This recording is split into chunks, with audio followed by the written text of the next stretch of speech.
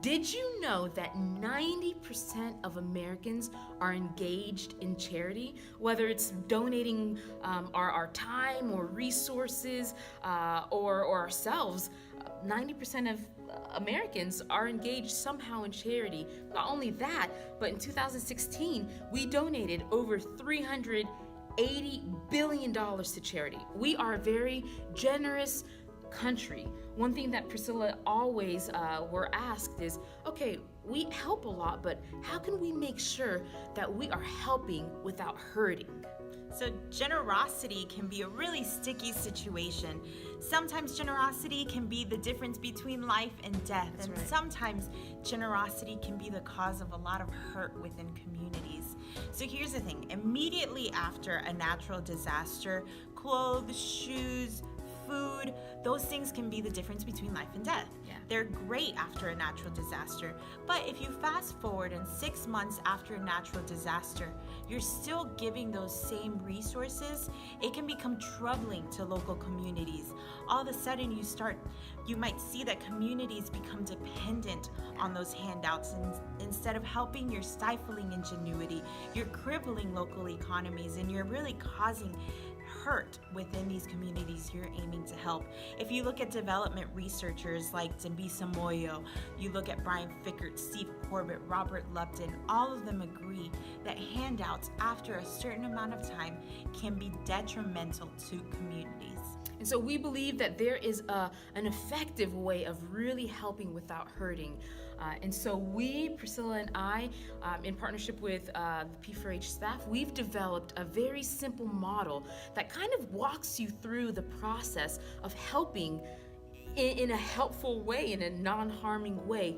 And so this model that we've developed, it really begins with an assessment. Whether it's a quick phone call or it's going on the ground and seeing what is needed, it begins with actually asking communities, what is it that you need?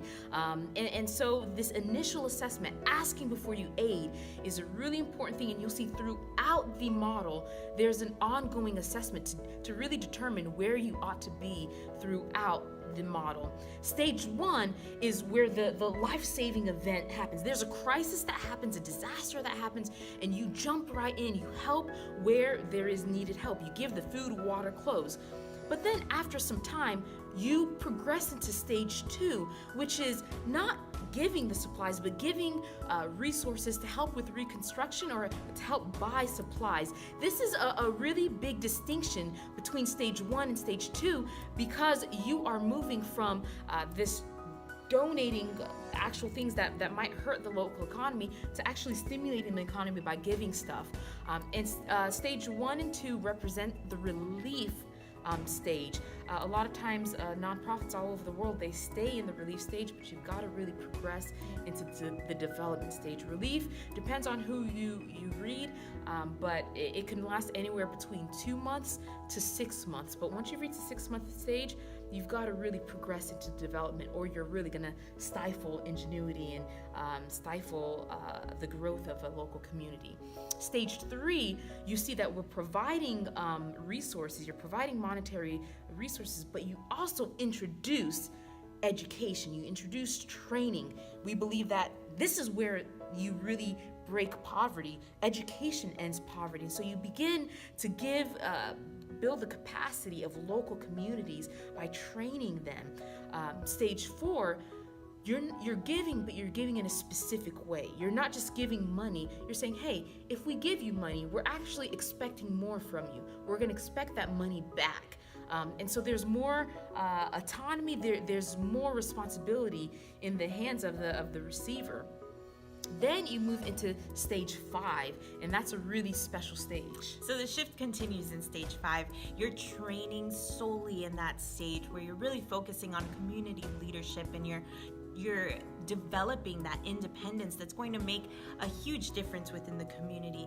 Stage 6 is partner. You are working together in order to achieve the goals of both of your groups. If it's the local community, if it's your group, you're working together, because at that point, it's no longer a one-way street. It becomes a two-way street where you're learning from each other. And this model is really, hopefully, a help to you as you're working to help those around the globe in your local communities. I really hope that you're able to use this model to maximize your impact. Definitely, because 90% of Americans are engaged in charity. We do believe that this model can help you and be a great tool, whether it's with your church, or with a nonprofit that you work with, or just you yourself. It can really help, as Priscilla mentioned, increase that impact.